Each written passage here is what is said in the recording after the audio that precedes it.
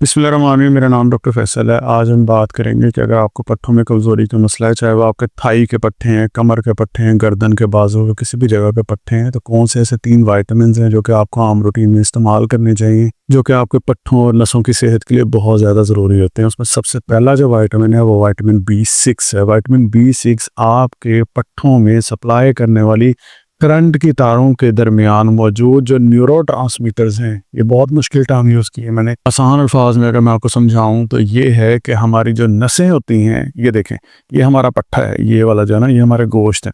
अब इन्होंने कॉन्ट्रैक्ट होना है, इन्होंने इकट्ठे होना है, तो हमारे ब्रेन से सिग्नल इन करंट की तारों की मदद से इस तरह से आता है। ये आपको यहाँ पे सिग्नल जाते हुए नज़र आ रहा होगा। सिग्नल का मतलब होता है कि अगर मैं चाह रहा हूँ मैं अपने हाथ को ऊपर उठाना, तो ये मेरे ब्रेन से सिग्नल आया मेरे पट्ठों के पास कि मैं अपने हाथ को ऊपर की तरफ उठाऊं। ये जो मैसेज आना होता है ना, ये हमारी नसों की मदद से आना होता है, नसों के बीच में से गुजर के आता है। नसें जो है ना, वो दरअसल एक नस नहीं होती। एक नस इस तरह से होती है कि ये देखिए, मैं आपको दिखाता हूँ। ये अब हमारी जो नसें होती हैं ना, आप समझ रहे होंगे कि ये ऐसे करंट की तार होगी, वो ऐसे नहीं होती।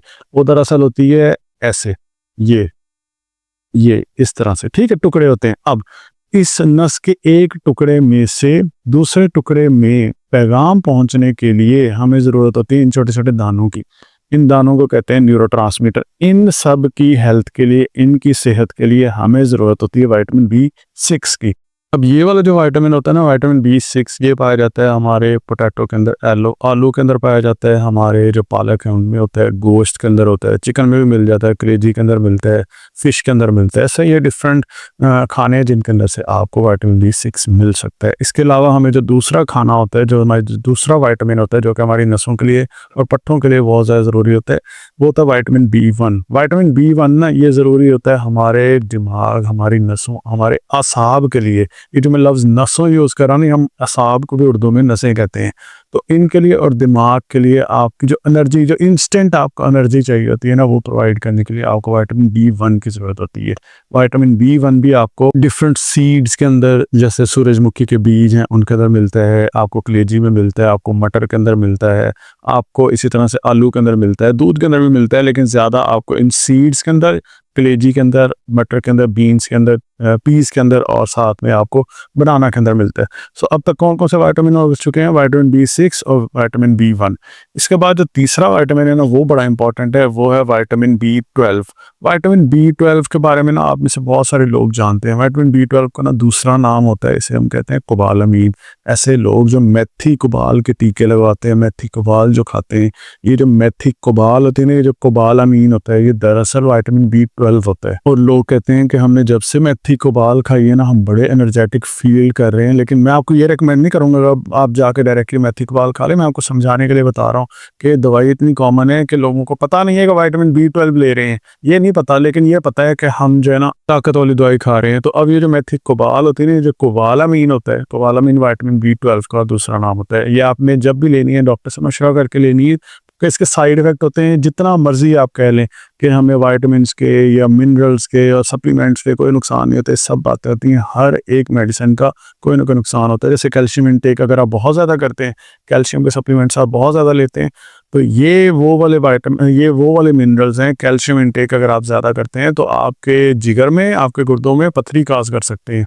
सो आम आवाम में हमें यही समझाया जाता है कि सप्लीमेंट्स के कोई नुकसान नहीं होते हैं, लेकिन जब भी लेना चाहिए डॉक्टर से डिस्कस करके फिर लेना चाहिए। लेकिन मैं आपको बताता हूँ इसके अल्टरनेटिव हल क्या होंगे, इसका आप क्या करेंगे। आप डायरेक्टली अगर मेडिसिन नहीं ले सकते, तो आप विटामिन B12 को ना आप खानों के अंदर लें। उन खानों के अंदर जिनके अंदर विटामिन B12 ज़्यादा, मछली के अंदर सबसे ज़्यादा होता है। सर्दियों का मौसम में मछली लाजमी लें।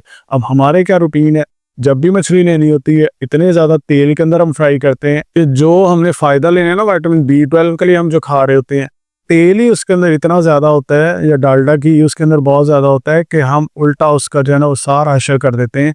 सो मैं आपको रिकमेंड करूँगा कि आप चाहे बारबेक्यू फॉर्मेट के अंदर, ग्रिल फॉर्मेट के अंदर इसको यूज़ कर लें। कोशिश करेंगे बहुत ज़्यादा ऑयल नहीं होना चाहिए, और अगर ऑयल भी यूज़ करना है तो आप सरसों का यूज़ कर लें या फिर आप ऑलिव ऑयल यूज़ कर लें। लेकिन इसकी जो अफादियत है ना, उसको आपने खुद ही ख़राब नहीं करना है। सो एक तो मछली के अंदर मिलता है, पालक में मिलता है, ब्रोकली के अंदर मिलता है, जैतून के तेल के अंदर मिलता है, इसके अलावा आपको अंडों के अंदर मिलता है। ये आपने विटामिन B12 यूज़ करना है। अब इसका फ़ायदा क्या होगा, ये बड़ी इंपॉर्टेंट चीज़ है। इंपॉर्टेंट चीज़ इसलिए, देखें, मैंने यहाँ पे आपको बताया था कि हमारे दिमाग में से कोई भी मैसेज आना हो, हमारे पट्टों में कॉन्ट्रैक्शन फिर होती है। ऐसे ही लेकिन अगर आप यहाँ पे गौर करें, यहाँ पे इस जगह के ऊपर ये जो आपको हरे रंग की नज़र आ रही है, इसे ना हम कवरिंग कहते हैं। हमारी नसों के ऊपर ना इस तरह की कवरिंग होती है, ये इस तरह की कवरिंग होती है, ये वाली, ठीक है। इस कवरिंग का ना एक नाम होता है जिसे हम कहते हैं माइलिन शीथ। अब इस कवरिंग का एक काम होता है, इसका काम ये होता है कि मेरा ये वाला जो मैसेज, तो यहाँ पे ये जो आपको पीले रंग का नज़र आ रहा है, ये यहाँ से मैसेज गुजर रहा है, ये ना स्पीड से गुजरे यहाँ से, ये यहाँ पे एक एक जगह के ऊपर रुकना ना शुरू हो जाए। जो पैगाम पहुंचने की स्पीड होती है ना, ये डिपेंड करती है आपकी इस कवरिंग की हेल्थ के ऊपर, माइलिन शीथ की हेल्थ के ऊपर। ये कुछ ना इस तरह से होती है जैसे आपकी बिजली की तारें होती है ना, बिजली की तारों के अंदर ये यहाँ इसमें से करंट गुजरता है ना, इसके ऊपर ये कॉपर वाली वायर्स होती हैं। ये जो ऊपर वाली जो कवरिंग है ना, ये हमारी जो जिस्म की करंट की तारें हैं ना, जो पट्टों के पास सप्लाई करती हैं, इनके ऊपर जो कवरिंग होती है इसे हम माइलिन शीथ कहते हैं। अगर किसी की ये कमज़ोर हों, उनको दो ऐसी बीमारियां होती हैं, एक मल्टीपल स्क्लेरोसिस होती है और एक पार्किंसनिज्म होती है। पार्किंसनिज्म और मल्टीपल स्क्लेरोसिस के जो पेशेंट होते हैं, उनको कहेंगे आप खड़े हैं ना, आप चलें। अब उन्होंने जब चलना होता है, यानी जब शुरू करनी होती है ना मूवमेंट, उससे शुरू ही नहीं हो रही होती क्योंकि मैसेज उस स्पीड से नहीं आ रहा था। अब वो चलने लग गया ना, आप उन्हें कहेंगे ना आप रुक जाएं, उनसे रुका नहीं जाएगा। रुकना है यानी कि सडन मैसेज पहुंचाना है, यानी कि मैंने अपने हाथ को, मैंने ब्रेन से मेरा मैसेज आया, हाथ नीचे की तरफ मूव हो जाएगा, मैं बोल सकूं। ये जो मैसेज आ रहा होता है ना, इसकी स्पीड आपकी डिपेंड करती है माइलिन शीथ की हेल्थ के ऊपर, आपकी नसों की जो कवरिंग है उसकी हेल्थ के ऊपर। और इसके लिए कौन सा विटामिन हमें चाहिए होता है? Vitamin B12। I hope so आपको समझ आ गई होगी। थोड़ा सा कॉम्प्लेक्स था लेकिन मैंने बड़ा आसान करके समझाने की कोशिश की है। इसके अलावा ऐसे लोग जिनको विटामिन B12 की कमी हो जाए या मसला हो जाए, तो आप अगर समझ रहे हैं ना कि सिर्फ और सिर्फ आपकी नसों के ऊपर इफेक्ट करता है, ये ऐसे लोग जिनको एनीमिया होता है उनमें भी विटामिन B12 की कमी हो सकती है। एनीमिया का मतलब होता है कि खून के जो खुलिये हैं ना, उनमें जो लाल रंग के खुलिये होते हैं, रेड ब्लड सेल्स, वो कम हो जाते हैं, जिसकी वजह से बहुत सारे साइंस आते हैं। उनमें से एक बड़ा टॉप साइन है कि आप हर टाइम थके रहते हैं। इसके अलावा ऐसे लोग जिनको मेमोरी के इश्यूज रहते हैं, याद ही नहीं रहता कुछ, तो उनमें भी विटामिन B12 की कमी हो सकती है। एक तो चीज़ याद रखना होता है ना कि मैं 10 साल पुरानी चीज़ याद रखूँ। एक होती है 5 मिनट पहले मैंने अपनी चाबियाँ, कीज़ गाड़ी की कहीं रखी थी, मिल ही नहीं रही हैं। वो जो नहीं मिल रही हैं, तो वो जो आपको सडन जो अभी अभी की मेमोरी जो है ना, वो आपकी जो गुम हुई है, वो ख़त्म हुई है, वो भी आपको विटामिन B12 की कमी की वजह से हो सकता है। सो कौन कौन से विटामिन हो गए? Vitamin B6, vitamin D1, vitamin B12। Direct जाके आपने अब दवाइयाँ नहीं ले लेनी है, कोशिश करनी है कि आपने अपने खानों के अंदर ये चीज़ें ऐड करनी है। इसके अलावा अगर आपको पट्टों में खिंचाव रहता है, टाइटनेस रहती है, तो मैं आपको रिकमेंड करूँगा कि आप इस तरह का एक हॉट पैक जो वो घर के अंदर रखें।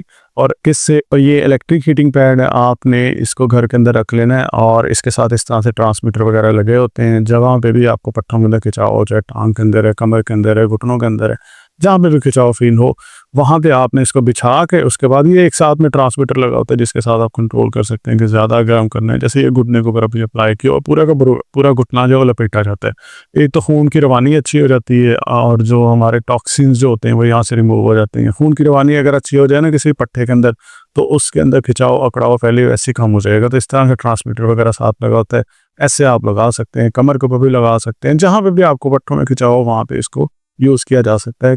अकड़ाव के लिए ये बेहतरीन चीज़ है। अगर आपको ये चाहिए तो आप व्हाट्सएप के ऊपर इस नंबर के ऊपर रब्ता करके इसे घर बैठे ऑर्डर कर सकते हैं। और अगर इसके अलावा आपका कोई भी सवाल है, आपको समझ नहीं आ रही कि आपको पट्टों के खिंचाव और अकड़ाव को किस तरह से ठीक करना चाहिए, इस पर मैं ऑलरेडी बड़ी डिटेल में वीडियोस बना चुका हूँ, मेरे चैनल पे देख सकते हैं। कोई सवाल हो तो नीचे कमेंट्स में पूछें। चैनल पे नए, चैनल को सब्सक्राइब कर लें। Thank you so much for watching this video.